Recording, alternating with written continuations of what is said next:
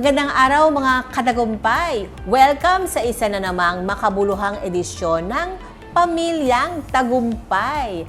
Ngayong episode, makikilala natin na ang isang ama na hindi lamang tatay sa kanyang tahanan, kundi isa ring lingkod ng Diyos na patuloy na naglilingkod sa ating kapulisan at sa kanilang mga pamilya. Paano nga ba niya na isasabay ang pagiging mabuting tatay, asawa at pastor? Yan ang ating pagtutulungang sagutin ngayon. Pastor, salamat po at pinaunlalakan niya po ang aming paanyaya. Pastor, unang-una po, ito po yung tanong natin para sa iyo. Bilang isang tatay, paano nagsimula ang inyong journey bilang ama at bilang pastor? Yung pagiging ama ko po, that was, I think, 19 years old lang po ako noon, nung ako'y magkaroon ng anak. At hindi pa po ako Christian during that time. At wala pa akong naririnig na mensahe patungkol sa Panginoon. Talagang wala sa kaisipan ko. Kumbaga yung nangyari sa akin sa pagpapamilya, parang laro-laro at hindi seryoso yung ganong issue sa buhay ko noon. Oh, so kayo ay na-in-love, in other words, ng maaga. Pwedeng ganun Diba? po. Oo. So, magandang marinig po ito ng ating mga kabataan, Pastor, no? So, ano po ba ang naging hamon ng na hinarap po ninyo sa pagpapalaki ng inyong mga anak? Pero bago po doon, balikan po ulit natin. Ituloy po natin yung sinasabi po ninyo na maaga po kayong nag-asawa ng 19 Opo. o nagkaroon ng anak? Napakahirap po bilang isang ama para sa akin, sa sarili ko. Kasi yung una, wala ka naman talagang trabaho, sapat na kakayanan para may provide yung pangangailangan ng magiging anak mo. At the same time, hindi ko alam yung tunay na kahulugan kung ano yung pagpapamilya. Oo. Hindi ko po alam kung walang nagturo sa akin, walang nagsabi, dapat ganito, dapat ganon. As in talagang nangapa po ako. So, paano niyo po hinarap yung mga hamon bilang isang batang ama at magbigay ng mga pangangailangan ng inyong anak? Ano ang ginawa po ninyo? Nag-aral ba kayo? Nag-trabaho po ulit? Or During that time po, nagtrabaho ko as a delivery rider sa Chowking Food Corporation. At the same time, almost 2 years po ako sa Chowking Food Corporation, and then nagtrabaho po ako sa isang pharmaceutical sa GD Sears. So yun po yung mga naging bagay na nagpo-provide para sa pangailangan ng anak, ng pamilya. opo, pagkatapos po noon ay naging sapat po ba ito sa pagpapalaki nyo at pag-provide po sa inyong pamilya? At meron pa po bang sumunod na mga nagkaanak po ba? Opo. Oo. To be honest po, ang akin pong mga anak ay 5 na po today. Oh. Pero sa biyaya po ng Panginoon, talagang excited ka sa mga Excited. mangyayari, Oo. bagamat mahirap. Kasi gagaya po ng inyong tanong, nung mga nakaraang unang panahon na ako po ay nagkaroon ng anak, napakahirap po talaga, struggle. Kasi nga po, gaya ng sinabi ko sa inyo, wala akong idea, wala akong kaalam-alam paano ba magtaguyod ng isang pamilya, at hindi ko alam kung paano sila palalakihin ng tama. At paano naman po at kailan po dumating yung panahon na kayo ay nakakilala kay Lord at ano yung nakapasok sa anong ministry po na kasabay ng inyong pagpapamilya? Noong 2013 po, tandang-tanda po, ako po ay tumanggap sa Panginoon. At during that time, talagang doon nag-start ako mag-church. Ang aming unang father in faith, si Pastor Rainier Mia. Okay. So opo. sila po yung una naming napuntahang church. At paunti-unti, doon na naituturo sa akin, sa mga preaching, nakikita ko, ganito dapat pala yung ginagawa ng magulang. Pero hindi ganun ka-perfecto eh. Until now, wala naman po talagang perfectong magulang. Opo. At napakahirap po talaga na magkaroon ka ng isang anak na hindi ka preparado. Oo. Napakahirap po talaga. Yo po. Kung ano po yung paano po yung tulungan po ninyong mag-asawa that time na nagkaroon kayo ng anak at naging 5 pa. Opo. Ang asawa ko po, during that time naman, si Sister Angie, nagtatrabaho naman siya sa National Bookstore. Kahit pa paano po, talagang naipoprovide niya, nagiging katuwang ko siya, nagiging katulong ko sa pangangailangan sa loob ng pamilya po. Tapos, nung time po na nasa church na kami, nagpapatuloy na ako at nag-aral po ako sa Bible School, nagta-tricycle driver naman po ako. So, nagta-tricycle driver, nag-aaral sa Bible School, at the same time, siyempre, kailangan yung maging ama sa araw-araw.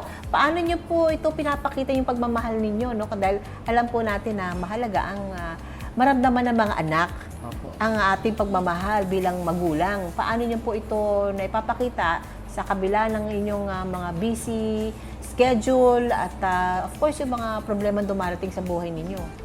Ako po, ang ginagawa ko, kami niyang asawa ko, nag-uusap kami. At siyempre sa aking sarili, tinatanong ko, ano ba yung mga dapat ko pang gawin para maramdaman ng mga bata yung presensya ko, yung pagmamahal ko sa kanila. Kasi talaga, bilang ama, hindi po talaga ako showy sa mga anak ko eh. Kasi on my own, talagang alam ko, mahina akong ama. At wala akong kakayanan bilang maging isang tatay, pero sa biyaya ng Panginoon, siya yung naglilid sa akin, nagtuturo, ano yung mga dapat kong gawin. Halimbawa, sa simpleng time na ibibigay ko sa kanila, mahalaga na po sa akin yun. Na makita ko, sama-sama kami. Kasi dati po, every Sunday, nung kami ay nasa Antipolo, kami lang aming pamilya, lalabas kami, kakain kami. Yun na yung pinaka-best time na nasasabi ko na mapaparamdam ko yung pagmamahal ko sa kanila. Hindi kasi sa pangangailangan eh. Kasi secondary lang po yung pangangailangan. Pero yung oras mo, yung panahon mo, para sa mga anak mo, napakahalaga po yan. Para may paramdam natin yung pagmamahal natin sa kanila. Oh, ang ganda po ng sinabi nyo. Nasabi nyo po rin kanina na hindi kayo perpektong ama. Ano po ba sa tingin nyo yung sana hindi ko ginawa o sana hindi nyo ginawa nung medyo bata-bata po kayong ama para sa mga nakikinig po natin na papasok po sa pagiging tatay at ama? Number one po, dapat unang-una, pag-isipan natin, kung sabi ko nga sa mga tinuturuan ko, na napakadali pumasok sa pagiging isang magulang, pero napakahirap unawain at intindihin kung ano ba ang role and responsibility ng isang magulang. Kasi hindi lang ito basta na mapakain mo sila, mapag-aral mo sila. Hindi lang po ganun ang role ng isang magulang. Siyempre, may turo natin yung unang-una na meron silang pagkatakot sa Panginoon. So yan po yung bagay na sa ngayon, kasi before po na wala pa ako sa Panginoon, hindi ko kayang ituro sa kanila yan. Pero sa panahon po na ngayon, talagang natutuwa ko kasi nasasabi ko na sa kanila, nakakapagsalita na ako ng tama sa kanila, hindi tulad dati na talagang feeling ko, siga ka, na kahit anong sabihin mo, pwede mong sabihin sa mga anak mo. Pero ngayon talagang kailangan nakokontrol mo na yung sasabihin mo sa kanila upang mas lalong maging maganda yung relationship nyo sa loob ng tahanan. Oo, napakaganda po na sinabi nyo. Dapat yung ating mga salita ay, kumbaga, parang honey yan, na matamis na talagang dapat natatanggap ng ating mga anak. Ano? Anyways, ano po yung pwede nyo maipayo, lalo na sa inyong mga anak o mga anak na nakikinig ngayon? Sa inyo po na mga anak, no, sabi nga ng Bible, children, obey your parents in the Lord, for this is right. Kailangan, anuman po ang may mga magulang na hindi naman talaga perpekto, kahit kami na mga lingkod ng Diyos, hindi kami perpekto. Pero sinasabi ng salita ng Panginoon na dapat ang isang anak ay matutong rumispeto, gumalang sa kanyang mga magulang. At napakagandang halimbawa po mga kapatid na kayo mga anak ay patuloy na naglilingkod po sa Panginoon. At syempre, sa atin ng mga magulang, sabi ko nga po sa aking sarili rin, kahit ako sa mga tinuturuan ko po, ma'am, na paano tayo magtuturo ng tama sa mga anak natin kung mismo tayo mga magulang ay dapat ding turuan. Opo. So, paano niyo po tinuturuan niyo mga anak para ang kanilang pananampalataya sa Panginoon ay manatili sa kanilang buhay? Halimbawa po, sa mga problems namin sa loob ng tahanan. Kasi usually po, ang nagiging problema ng tahanan, financial eh. Opo. Napakalaking aspeto po yan. Pero sabi nga, for the love of money is the root of all kinds of evil. Sabi ko nga sa mga anak ko, yung mga financial needs natin, ipoprovide ng Panginoon yan. Pero sabi ko sa kanila, yung mga dapat na matutunan nyo, unang-una yung pagtitiwala sa Panginoon. Na we need to serve the Lord ano man yung kinakaharap nating suliranin sa buhay natin, magpatuloy tayo. Kasi sa atin, kagaya kagabi, sabi ko nga sa mga bata, hindi tayo lahat perfecto. Kasi ang topic namin is Matthew 7, judging others. Okay. So wala tayong karapatan kahit magulang, kahit mga anak, na i-judge natin yung magulang natin at yung mga anak natin para lang masabi na tayo yung tama. Yun po.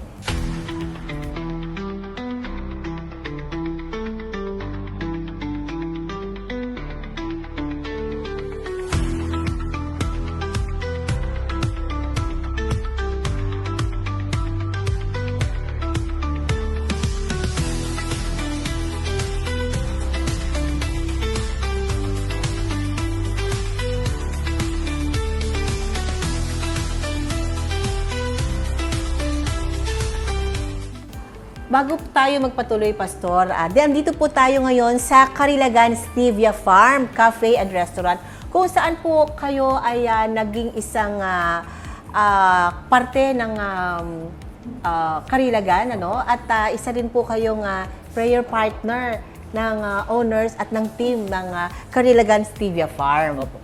Yes, opo. Ngayon naman, Pastor, puntahan natin ang inyong misyon sa labas ng inyong tahanan. Ipakwento niyo naman po, ano naman po ang ginagawa niyo kapag paglabas niyo po ng tahanan at papunto at sa gawaing ministry o simbahan. Sa church po, no, sa pagmiministeryo sa church, talagang magkaiba yung ministeryo sa pagpapamilya at sa pag-church. Kasi pagdating sa loob ng pamilya, hindi pwedeng holistic ang dating mo. Kasi kailangan, dapat pakikinggan mo yung mga anak mo, pakikinggan mo yung asawa mo. Sabi nga ng Bible, may equal Equal yung asawa at mga anak Opo. Kailangan talagang maging maayos, lalo-lalo na sa church. Kasi paano mo aayusin ng iglesia kung sa sarili mong pamilya, hindi ka maayos. Opo. Pastor, paano niyo po nasabi sa inyong pamilya na kayo po ay magmi-minister or magiging part ng ministry ng isang simbahan? Ano po ba ang, paano yung sa kanila sinabi? Nagdesisyon na lang po ba kayo or kinonsulta nyo rin po sila? Actually po, hindi naman po ako nahirapan regarding dyan kasi ano na rin po sila, nakakilala na rin po sila sa Panginoon. Hindi na po kami nahirapang mag-adjust. Ang ano lang po doon, talagang yung trabaho, yung gawain mo sa pamilya at sa ministry, siyempre, kailangan mahati mo yung time mo. Hindi naman kasi pwedeng hindi arrange yung oras mo na meron ka nakausap dito tapos meron ka pa palang nakausap doon. So, masisira yung time. Kailangan yung time management, tama rin po. Araw-araw ang digmaan. Umaga't gabi, sumasabak sa laban. Dapat protektado ka outside at inside. Immune Advance contains 4 active ingredients gaya ng lagundi, malunggay, non-acidic vitamin C at zinc. Tulong pampatibay resistensya para tulong proteksyon. Isama pa ang proper diet at exercise. Para katawan ay handa, Immune Advance helps support a healthy immune system. Immune Advance ang sandata. No approved therapeutic claims. Ang Immune Advance ay hindi gamot at hindi dapat gamiting panggamot sa anumang uri ng sakit. Available in Shopee, Lazada, and other leading drugstores. Platinum Pro, ang bisa ng 600mg caplet at yerba buena, moringa, lagundi at vitamin C na mga go food for morning flexibility and whole day mobility. Kaya walang aray sa palaging pagkilos. Platinum Pro. Platinum Pro. At paano naman po nyo inumpisahan yung ministry nyo po sa kapulisan? During 2019, nung na-send out po ako sa Malolos, Bulacan, sa Paumbong pala, ay ang church namin, yung Bible School po namin, kami po yung first team na pinadala po sa Campo Olivas. So dun po, napili po tayo ng legal office na magturo sa kanila sa values coach, sa chaplain, and then sa RIDMD po, 3. Ito po yung mga intelligence division na yung mga police po talaga, kailangan talaga tutukan din sila regarding sa katuruan sa salita po ng ating Panginoon. Ano po ang karaniwang tinuturo nyo sa family values? Lalo po, siyempre ang kausap nyo po ang mga kapulisan.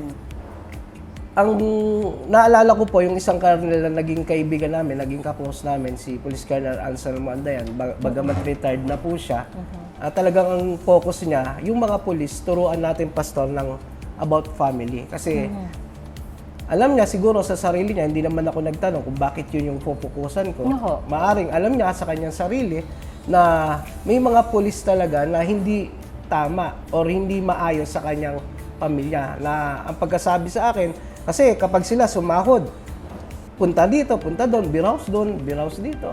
So, parang ganun, hindi niya naman in-specific na may mga nambababae or may mga nalalaking polis. Pero talagang naging challenging yun kasi sa akin pong pag-aaral sa Bible School, yun po yung yung major subject ko, yung guidance and counseling. More on family matters po talaga. At talagang na-challenge po ako. At napakahirap po kasi syempre hindi ka basta-basta kailangan magsalita sa kanila. Kailangan aalamin mo, magiging mahinahon ka, pag-aaralan mo po muna yung sasabihin mo sa kanila para ma-approach mo ng tama yung needs nila sa loob ng pamilya nila. Pastor, yan po ba ay ministry na gusto ninyo o pinag-pray nyo? Kasi syempre hindi naman po madali ang paging mag-minister sa mga kapulisan natin. Anong challenges po na na-experience po ninyo? Yung mga challenges po, minsan nagtuturo ka, may mga pulis din na babarahin ka kasi hindi nila tanggap yung mensahe patungkol sa salita ng Panginoon. Pero ganun pa man, kailangan mong maging mahinahon. Kailangan mong ipagpatuloy kung ano yung tinuturo mo kasi hindi naman yun sa'yo galing. Kundi yun ay galing sa salita ng Panginoon. Pero later on, humihingi naman sila ng pasensya at nakapag-put up, nakapag-build up na po tayo ng relationship sa kanila. At kamusta naman po ang kanilang response sa pagtuturo ninyo? Nagustuhan po ba nila na meron po talaga may regular Bible study? At kung meron po man ganon, meron po ba kayong kwento na nagbago ang kanilang buhay dahil sa ministry na yon? Meron naman po kasi may mga pulis po na nagpapa-counsel sa akin at talagang nagugulat po ako. Hindi ko na lang syempre may mention yung kanilang mga name. Unang-una, sabi nila sa station, nung galing sila sa station, talagang sila ay mga walang takot na kung ano yung kanilang gawin or parang sad to say sa salita na hindi tama yung ginagawa nila pagdating sa station. Pero nung makarinig sila ng salita ng Panginoon, unti-unti sabi niya, Pastor, nakikita ko pwede palang magbago. At ako po ay natutuwa sa mga ganong tao. Pastor, ano naman po ang pinakamahalagang payo para sa kanila na pagdating sa pagiging ama at pagiging asawa? Alam nyo, hindi yan madali na sabihin sa kanila, hindi po ba? Dahil alam po natin kung ano po yung mga hinaharap din po nila, mga challenges din sa buhay. Ang masasabi ko lang po, ang may papayo ko, sabi nga ng Book of Ephesians chapter 5, husbands, love your wives. Ibig sabihin, tayo na mga asawang lalaki, kailangan mahalin natin ang tunay yung ating mga asawang babae. Hindi sa itsura o sa anumang bagay, kundi dahil pinili natin sila at kailangan maramdaman nila yung pagmamahal natin sa kanila. Yun naman po. Bilang sa payo ko po sa ibang mga mag-asawa dyan at sa mga babaeng asawa naman, kailangan irespeto po nila yung kanilang mga asawang lalaki. Yan po sabi ng Bible. Napakagandang paalala na ang pagiging tatay ay hindi lang para sa loob ng ating pamilya, kundi maaari ring maging inspirasyon para sa iba. Maraming salamat, Pastor, sa pagbabahagi ng inyong buhay bilang ama at lingkod ng Diyos. Mga katagumpay, tandaan natin, kapag matibay ang pundasyon ng pamilya, matibay din ang pundasyon ng bayan.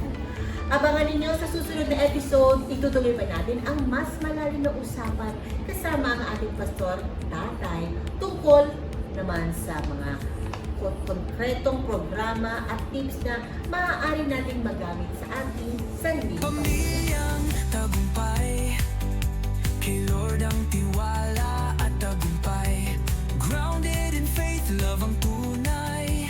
Tuloy-tuloy lang, move forward lang. Pamilyang tagumpay, pamilya ng Diyos. Buo at matatag sa bawat pagsubok, sa bawat tagumpay. God is our center, Diyos ang buhay.